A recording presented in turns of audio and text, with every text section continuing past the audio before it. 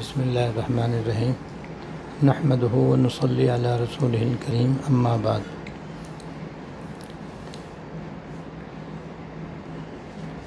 حضرت شاہ ولی اللہ رحمۃ اللہ علیہ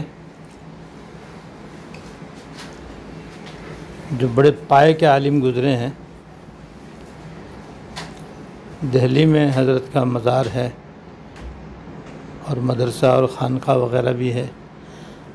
ان کے صاحبزادے ہیں حضرت مولانا محمد اسحاق صاحب رحمۃ اللہ علیہ، وہ بھی بڑے محدث مفسر، بڑے عالم اور بزرگ اور اللہ والے ہیں۔ تو حضرت مولانا شاہ محمد اسحاق صاحب رحمۃ اللہ علیہ نے حضرت حاجی امداد اللہ مہاجر مکی رحمۃ اللہ علیہ کو 4 نصیحتیں فرمائیں۔ ایسی باتیں توجہ سے سننی چاہیے اور ان کو یاد رکھنا چاہیے اور توجہ سے عمل کرنا چاہیے، کیونکہ بزرگان دین جب اس طرح کوئی بات فرماتے ہیں تو وہ پورے دین کا نچوڑ ہوتی ہے،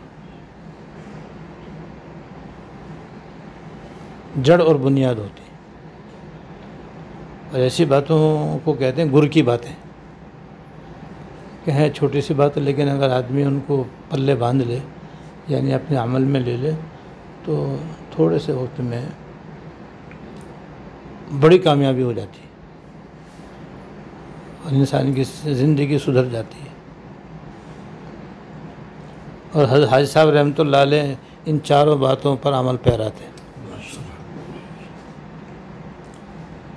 اللہ تعالیٰ نے کیسا اونچا مقام عطا فرمایا۔ ہمارے اور آپ کے یہاں جمع ہونے کا مقصد بھی یہ ہے کہ کوئی نہ کوئی دین کی بات سنیں اور اس پر عمل کریں، تاکہ ہمیں بھی فائدہ ہو، آنے کا بھی فائدہ ہو، جانے کا بھی فائدہ ہو۔ کوئی یہ رسم تو ہے نہیں بھئی آپ آ گئے اور میں آ گیا اور پھر بیٹھ گئے، پھر کچھ باتیں کی اور آپ بھی چل دیے میں بھی چل دیا، تو یہ تو کوئی بات نہ ہوئی۔ تو حضرت شاہ محمد اسحاق صاحب رحمۃ اللہ علیہ نے حضرت حاجی امداد اللہ مہاجر مکی رحمۃ اللہ علیہ کو 4 باتوں کی نصیحت فرمائی کہ ان پہ عمل کرنا۔ پہلی نصیحت یہ فرمائی کہ ہمیشہ حلال روزی استعمال کرنا اور اس کے حاصل کرنے کی کوشش کرنا۔ اس کی تفصیل میں نے پچھلے اتوار کو بیان کی تھی۔ دوسری نصیحت یہ فرمائی کہ دنیا میں اپنے آپ کو سب سے بدتر سمجھنا،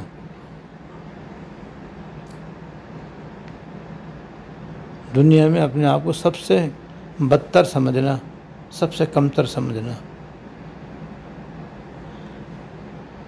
خلاصہ تو اس کا یہ ہے کہ بھئی ہمیشہ اپنے دل میں تواضع اختیار کرنا۔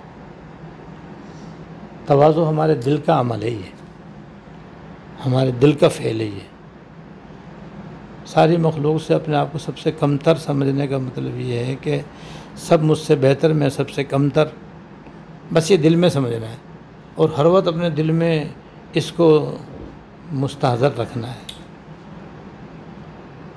نہ ہم بڑے ہیں نہ بڑے ہو سکتے ہیں، کوئی چیز ہمارے اندر بڑائی کی ہے ہی نہیں۔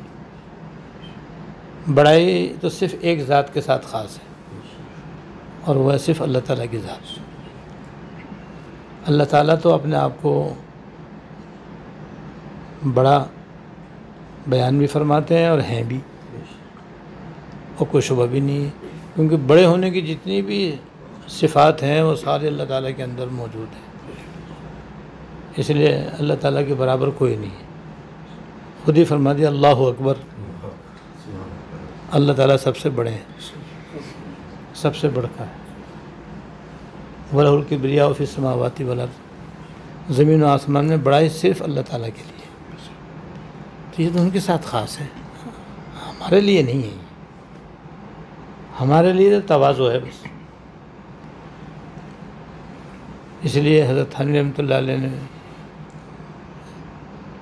وضاحت فرمائی ہے کہ کہ بھئی ہر مسلمان سے تو ہر حال میں اپنے آپ کو کمتر سمجھو، چاہے ظاہری طور پر وہ بے شک نماز بھی نہ پڑھتا ہو، روزے بھی نہ رکھتا ہو، عبادت بھی نہ کرتا ہو، اور شرابی کبابی ہو، پینٹ پتلون اس نے پہن رکھی ہو، شکل و صورت بھی اس کی مسلمانوں جیسی نہ ہو، رہن سہن میں بھی کہیں دین کا کوئی عمل نہ ہو، لیکن ہو صاحب ایمان، ہو مسلمان، تو فی الحال اپنے آپ کو اس سے کمتر سمجھے اور اس کو اپنے سے افضل سمجھے۔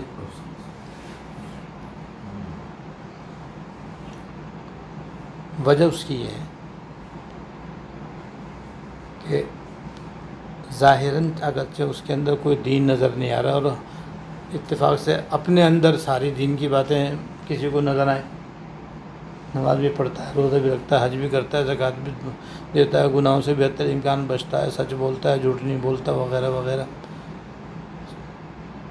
تب بھی یہ احتمال موجود ہے کہ اس مسلمان کے باطن میں یا اس کے نامہ اعمال میں، جس کا ہمیں پتہ ہی نہیں ہے، کوئی ایک ایسی نیکی اس نے کر رکھی ہو کہ وہ اللہ تعالیٰ کے یہاں ایسی مقبول ہو کہ جب قیامت کے دن آئے گا اور نیکی کے پلڑے میں ڈالی جائیں گی، گناہ کے پلڑوں میں ڈالے جائیں گے، تو وہ اس کی ایک ہی نیکی اتنی بھاری ہو جس سے اس کے نیکیوں کا پلڑا بیٹھ جائے، گناہوں کا پلڑا اٹھ جائے۔ یہ دوسرے لفظوں میں سنو، اس کی ایک ہی نیکی ہو اور 99 گناہ ہوں اس کے، اور وہ 99 گناہ اس ایک نیکی کے آگے ہلکے ہو جائے، تو کون افضل ہوا؟ اس کی بخشش یقینی ہے۔ اور یہ جو ظاہراً نیک بنا ہوا ہے، کوئی اس کے ظاہر طور پر اس کی زندگی میں کوئی گناہ بھی نہیں ہے، اور ہوئے ہیں تو اس نے توبہ بھی کر لیے، لیکن ہو سکتا ہے کہ پھر بھی اس کے نام اعمال میں کوئی ایسا گناہ رہ جائے کہ مرنے سے پہلے وہ اسے توبہ نہ کر سکے، ایک گناہ رہ جائے، باقی ساری نیکیاں، اور اللہ تعالیٰ کے فضل سے اس کی معافی بھی نہ ہو، اور پھر جب ترازو میں نیکی بدی رکھی جائے تو وہ گناہ اتنا بھاری نکلے کہ ساری نیکیاں اوپر ہو جائیں، نیکیوں کا پلڑا اوپر چلا جائے اور گناہ کا پلڑا نیچے بڑھ جائے، تو پکڑ ہوئی نہیں ہوئی اس کی۔ یہ احتمال ہے، جب یہ احتمال ہے تو بس پھر وہ مجھ سے افضل ہے، میں اس سے کم تر ہوں، اس لیے کہ نمازوں کا کوئی گنتی نہیں ہوگی آخرت میں، گناہوں کی کوئی گنتی نہیں ہوگی، تول ہوگی، تول کے اندر تو بھائی جدھر کانٹا جھکے گا اس کا اعتبار ہوگا۔ تو یہ بھی احتمال ہے کہ ہماری ہزاروں لاکھوں نیکیوں کے مقابلے میں ہمارے ایک گناہ پلڑے کے اندر ایسا وزن نہیں ہو جائے کہ نیکیوں کا پلڑا اوپر ہو جائے اور گناہ کا پلڑا نیچے بیٹھ جائے، اور اس کے گناہوں کے اندر ایک نیکی اتنی بھاری نکل آئے کہ وہ اس کے نیکیوں کا پلڑا بیٹھ جائے اور گناہوں کا پلڑا اوپر ہو جائے، تو ہم سے افضل ہو گیا۔ اس لیے ہر مسلمان سے ہر آدمی فی الحال اپنے آپ کو کمتر سمجھے، دوسرے کو اپنے سے افضل سمجھے، چاہے ظاہراً وہ کتنے برا ہو، برائی بری ہے، لیکن ہمیں یہ حکم ہے کہ ہم اس سے اپنے آپ کو کمتر سمجھیں۔ اور کافر کے اندر یہ فرماتے ہیں حضرت کے کافر کو انجام کے اعتبار سے اپنے سے اچھا سمجھو، افضل سمجھو، انجام کے اعتبار سے۔ فی الحال تو ہم صاحب ایمان ہے، وہ کافر ہے، یقیناً کافر بدتر ہے اور صاحب ایمان بہتر ہے، لیکن اس کا الٹ بھی تو ہو سکتا ہے کہ خاتمے کے بعد خدا نہ کرے اس مومن کا انتقال کفر پر ہو جائے اور کافر کا انتقال ایمان پر ہو جائے، اور ہوتا ہی رہتا ہے، کتنے 20 واقعات ہیں ایسے کہ ساری عمر آدمی کافر رہا، مرنے سے پہلے کلمہ پڑھ کے انتقال کر گیا۔ اس صورت میں ظاہر ہے جو کہ کافر کو برا سمجھ رہا تھا وہ بدتر ہو گیا، اور جو اچھا اپنے آپ کو سمجھ رہا تھا وہ بدتر ہو گیا، کیونکہ اس کا انتقال کفر پر ہو گیا۔ اللہ بجے یہ احتمال ہر وقت موجود ہے کہ معلوم نہیں انتقال کیا ہوگا، اور اعتبار انتقال کا ہے، موجودہ حالت کا اعتبار نہیں، انجام کا اعتبار ہے کہ انجام دیکھو کس کا خاتمہ ایمان پر ہوتا ہے، کس کا خاتمہ ایمان پر نہیں ہوتا۔ حدیث میں تو یہاں تک آتا ہے کہ آدمی ساری عمر ایمان کے مطابق زندگی گزارتا رہتا ہے، پھر مرنے سے چند گھنٹوں پہلے جب کہ اس کے ہوش و حواس باقی ہیں، اس سے کوئی ایسی غلطی ہو جاتی ہے اپنے اختیار سے، اپنے قصد و اختیار سے، کہ جس سے اس کا خاتمہ جو ہے وہ کفر پہ ہو جاتا ہے۔ اور ایک آدمی ساری زندگی کفر کرتا رہتا ہے، مرنے سے پہلے اپنے اختیار سے وہ کوئی ایسی نہیں کر لیتا ہے، جیسے اسلام قبول کر لیتا ہے، کفر سے توبہ کر لیتا ہے، تو وہ جنت میں چلا جاتا ہے۔ اور حضرت تھانوی رحمۃ اللہ علیہ یہ فرماتے ہیں بھائی ناز کے معنی تکبر کے ہوتے ہیں۔ ناز ہے نا اردو کے اندر، ناز نہیں کرو، اپنی عبادت پہ ناز نہیں کرو، اپنی دولت پہ ناز نہیں کرو۔ ناز کے معنی آتے ہیں غرور کرنے کے، بڑائی اختیار کرنے کے۔ فرمائے ناز کس چڑیا کا نام ہے؟ میں تو اپنے آپ کو کتے اور خنزیر سے بھی بدتر سمجھتا ہوں، سور خنزیر سے بھی اپنے آپ کو بدتر سمجھتا ہوں۔ اور پھر حضرت تو ہر بات دلیل سے فرماتے ہیں۔ دلیل یہ ہے کہ میں مکلف ہوں، یہ غیر مکلف ہے، ان سے کوئی آخرت میں حساب کتاب نہیں ہے، اور ہم سے تو ہر چیز کا حساب ہے۔ نماز پڑھی تھی نہیں پڑھی تھی، روزے رکھے تھے، نظر اپنی صاف رکھی تھی، صحیح رکھی تھی نہیں رکھی تھی، حلال کھایا تھا نہیں کھایا تھا، ہر بات کا سوال ہے۔ تو اسی لحاظ سے وہ بہتر ہوئے کہ ان سے تو کوئی بات پرس ہے نہیں آخرت میں، کیونکہ یہاں غیر مکلف ہے، لہذا وہاں پہ کوئی حساب نہیں۔ تو حضرت چلیے بھائی جو تواضع کرے گا اسی کو اللہ تعالیٰ کے سربلندی نصیب ہوتی ہے۔ جتنی کسی کے دل میں تواضع ہوگی اتنی اللہ تعالیٰ کے اس کا درجہ بڑھے گا۔ اور تواضع کرنے والوں کے لیے بڑے بڑے فضائل ہیں، اور یہ فرض بھی ہے۔ جب فرض ہے تو بس اس کو اختیار کرنا چاہیے۔ ایک دو شعر بھی اس کے مطابق بڑے پیارے ہیں ماشاءاللہ۔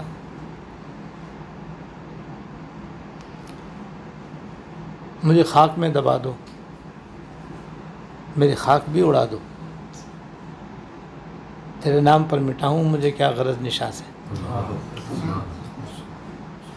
مجھے خاک میں دبا دو، میری خاک بھی اڑا دو، تیرے نام پر مٹاؤں مجھے کیا غرض نشاں سے۔ میں بڑائی نہیں چاہتا، نشان سے مراد بڑائی، کسی بھی لحاظ سے میں بڑائی کے لائق ہی نہیں ہوں، نہ چاہتا ہوں۔ مجھے تو اللہ کے نام پر اپنے آپ کو ان کے قدموں میں ڈالا ہے، جب ڈالا ہے تو بس میں تو ان کا غلام ہوں۔ مجھے کیا غرض نام و نشان سے اور تعریف سے اور بڑائی چاہنے سے، یا کسی وجہ سے اپنے آپ کو بڑا سمجھنے سے، مجھے اس سے کیا واسطہ۔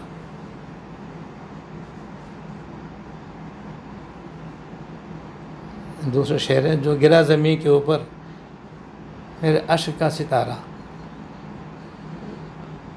جو گرا زمین کے اوپر میرے اشک کا ستارہ، تو چمک اٹھا فلک میں میری بندگی کا تارہ۔ یعنی میں عاجزی سے یہاں رویا تو فلک پر میرا قسمت کا ستارہ چمک اٹھا۔ یہ ہے جب آدمی تواضع اختیار کرتا ہے تو ہوتا ہے وہ فرش پر، لیکن اللہ تعالیٰ کے یہاں اس کا مقام ہوتا ہے عرش پر۔ ایک اور شعر ہے اسی تواضع کے سلسلے میں، تو کو اتنا مٹا کہ تو نہ رہے،